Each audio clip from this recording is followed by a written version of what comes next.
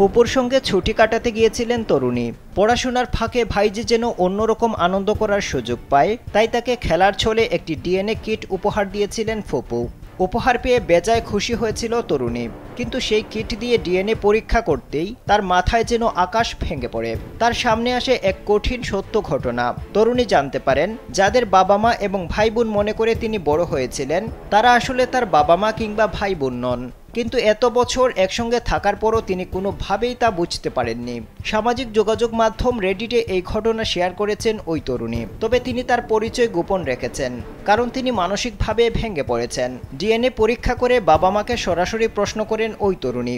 প্রথমে অস্বীকার করলেও পরে তরুণীর বাবা জানান তিনি তার আসল বাবা নন। এক শুক্রাণুদাতার সূত্রে তরুণীর জন্ম দিয়েছিলেন তার মা। খোঁজ নিয়ে তরুণী জানতে পারেন তার আরও 10 সৎ ভাই বোন আছে।